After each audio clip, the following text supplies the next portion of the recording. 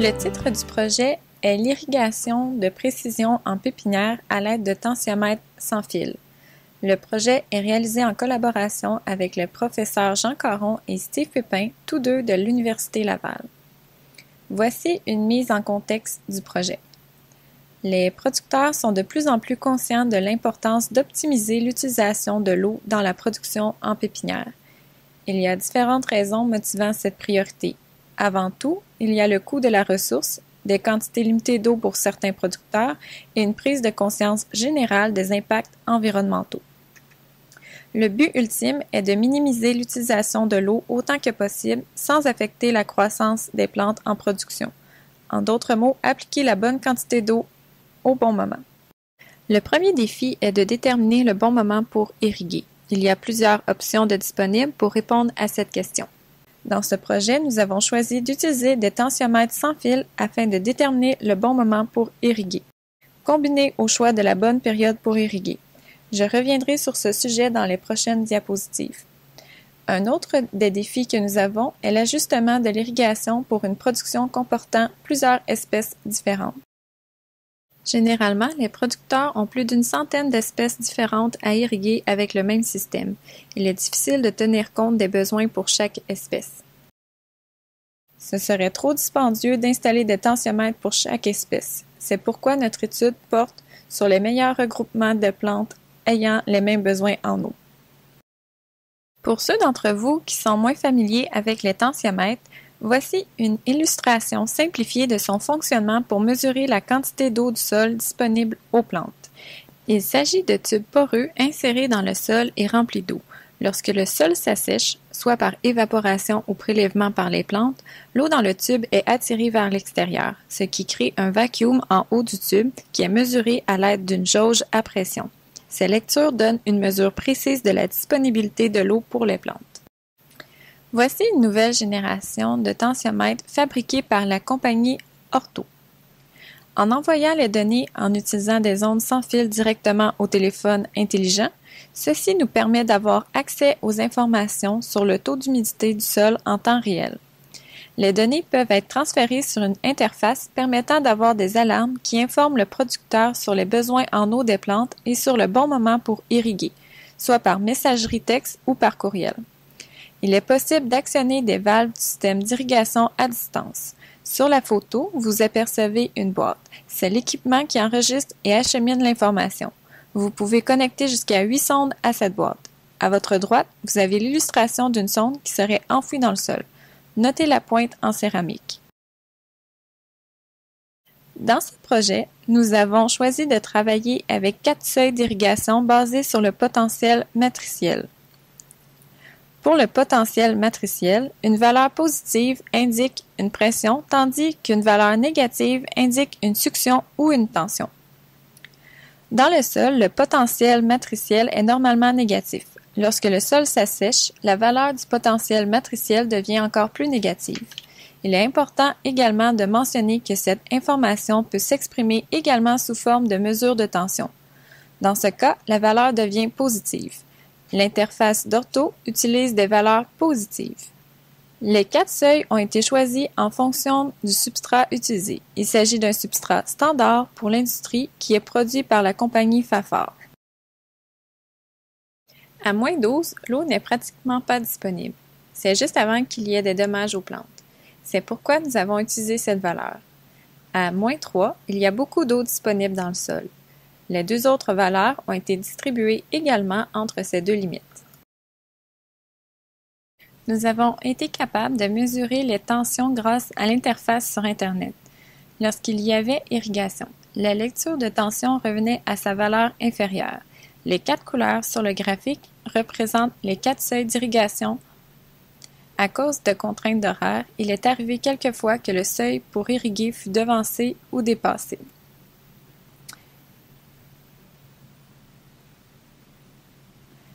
Les mesures de tension peuvent varier rapidement en fonction de la météo.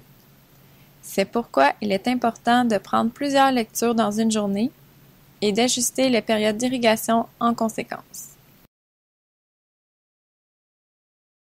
Pour la première année, nous avons utilisé les 4 seuils d'irrigation précédemment mentionnés pour 10 espèces représentatives des plantes que l'on retrouve dans les pépinières du Québec.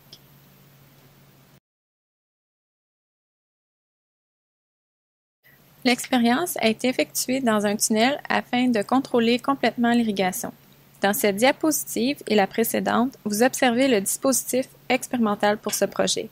Pour les espèces en référence, nous avons sélectionné 5 plantes vivaces et 5 arbustes qui sont populaires et qui ont des besoins en eau différents.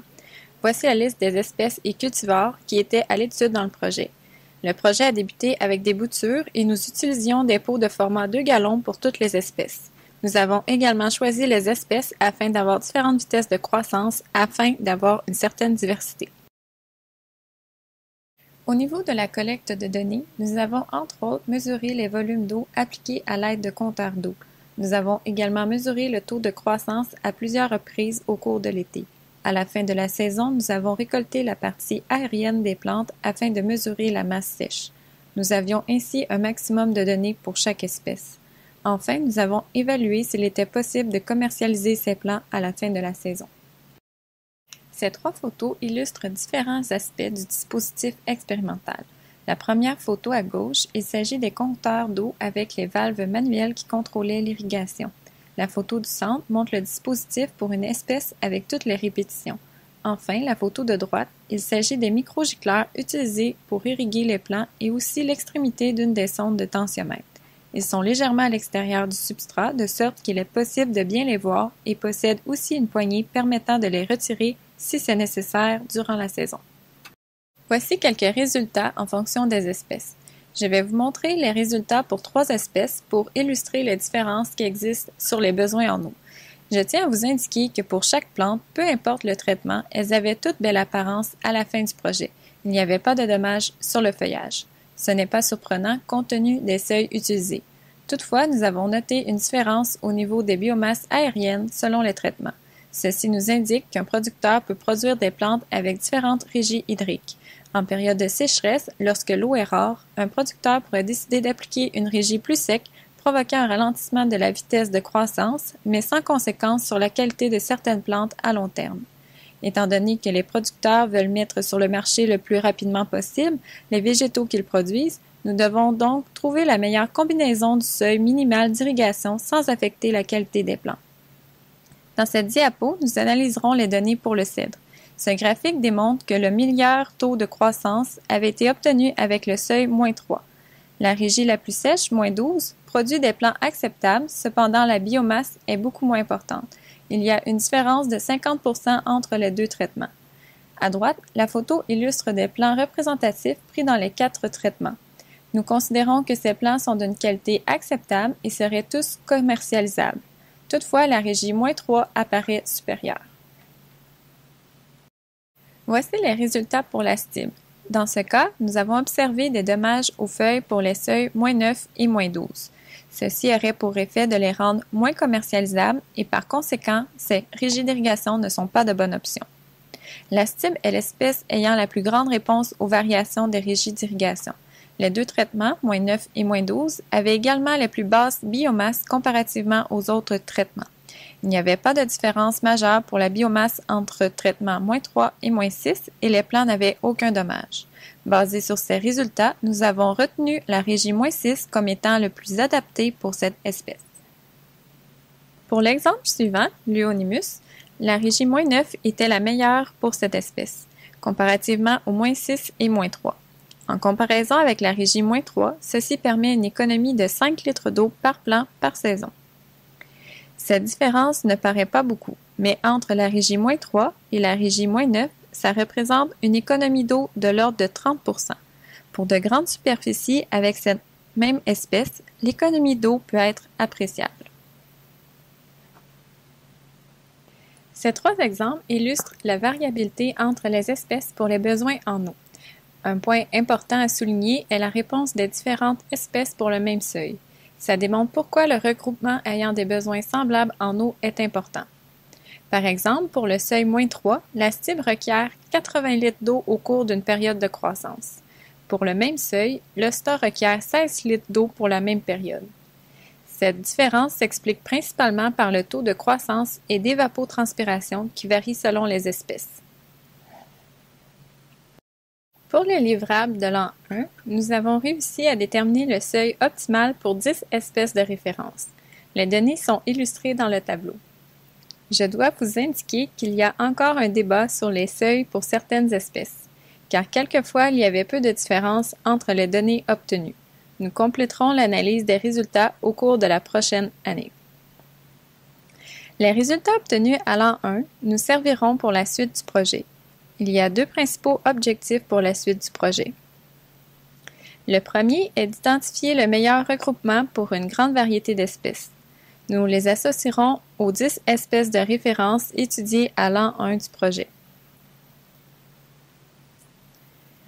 Par exemple, une plante associée au regroupement avec les astibes recevrait 80 litres d'eau par saison. Pour les plantes associées au regroupement des Euonymus, ceux-ci recevraient 12 litres d'eau par saison de croissance. Il y a donc une grande différence entre les différents regroupements possibles. Nous n'anticipons pas de problème majeur à entreprendre la seconde année du projet. Voici une illustration de l'expérimentation. Ça ne sera pas nécessairement disposé de cette façon sur le terrain, mais c'est bien pour vous expliquer le principe. Chaque année, nous évaluerons 29 espèces combinées avec les 10 espèces de référence sur 3 répétitions des traitements. À la fin du projet, nous pourrons par exemple déterminer si l'espèce 21 doit être avec le groupe des Euonymus ou des astibes comme illustré.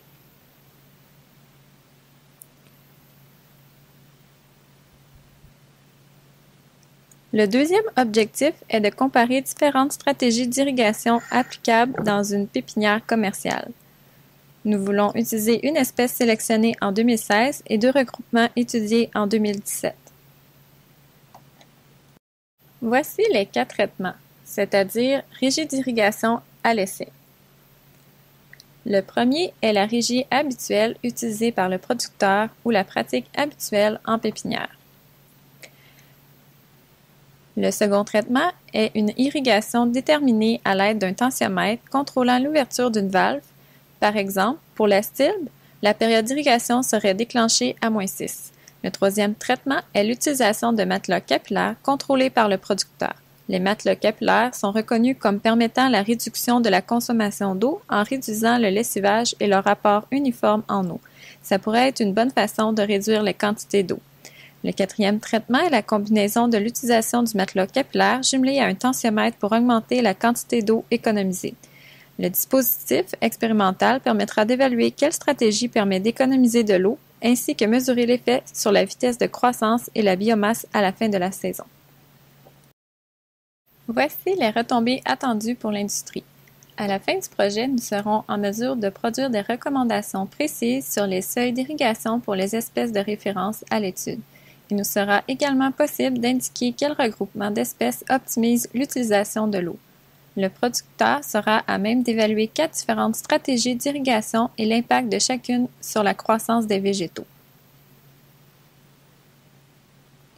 Pour ce qui est du transfert des connaissances, nous présenterons en cours de projet les données préliminaires aux producteurs.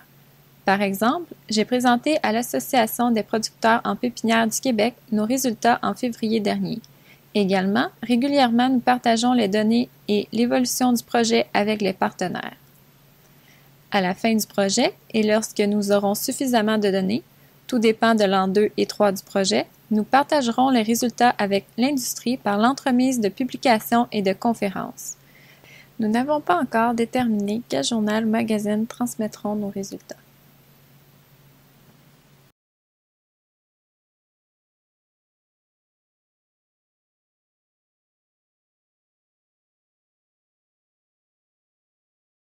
J'aimerais en profiter pour remercier tous nos partenaires ainsi que l'équipe de l'Université Laval. Ici Jimmy. Pour la fertilisation, est-ce que les doses utilisées étaient représentatives de celles utilisées dans l'industrie? Réponse: oui, la deuxième et troisième année du projet se déroulera chez un producteur, Québec Multiplan. Nous utiliserons les doses habituelles d'engrais utilisées chez ce pépiniériste. Je n'ai malheureusement pas avec moi les quantités qui seront utilisées. Il s'agit d'engrais à libération contrôlée.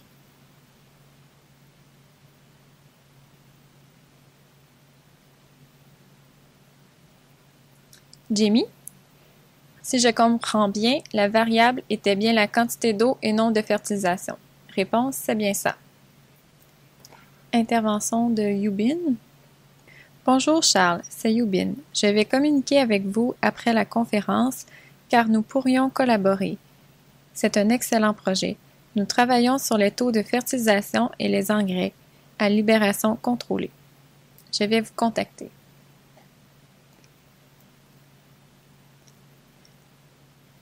Question de Mike. Vous mentionnez que vos travaux portent, entre autres, sur le cèdre blanc. C'est une espèce que je connais bien et apprécie.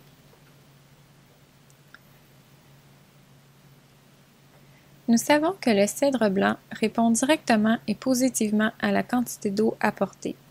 Je me questionne sur le fait qu'en pépinière, s'il a une croissance luxuriante, disons à la régie -3, il ne soit pas acclimaté lorsqu'il sera le temps de le transplanter au champ, dans des conditions marginales.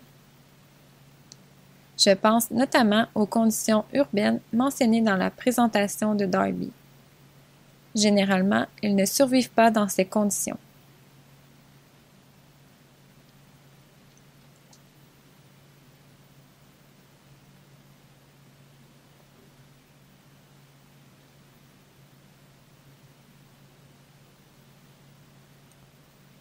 Réponse, c'est un excellent point. Nous avons également un questionnement à ce sujet. Je ne suis pas sûre de pouvoir y répondre. Je suis pratiquement certain que des plantes qui ont poussé dans une régie sec en pépinière seront mieux adaptées aux conditions de jardinerie ou en milieu résidentiel, car elles n'ont pas des conditions idéales. Je ne sais pas si on doit travailler en premier sur l'optimisation des régies hydriques en pépinière et par la suite inclure un cycle d'acclimatation des plantes aux conditions réelles. Je ne sais pas si vous avez déjà travaillé sur le sujet. Peut-être pouvez-vous m'aider sur ce point.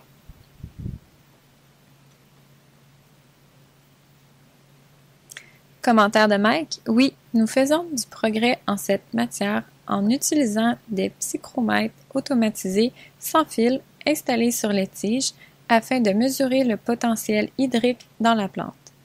Il serait intéressant de faire une corrélation avec la réponse des plantes aux différentes stratégies d'irrigation.